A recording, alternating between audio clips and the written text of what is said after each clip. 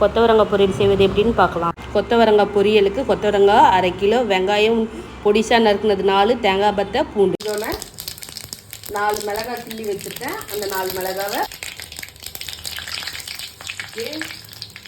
மிளகா வந்துச்சு. இப்போ வெங்காயம் போட்டுடலாம்.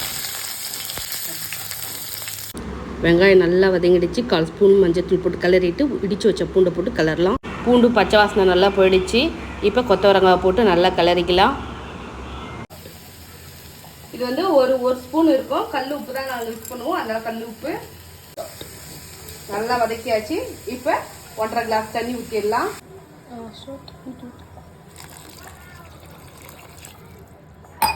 1.5 கிளாஸ் தண்ணி ஊற்றி அப்படியே ஒரு 10 நிமிஷம் மூடி போட்டு வேக வைக்கலாம்.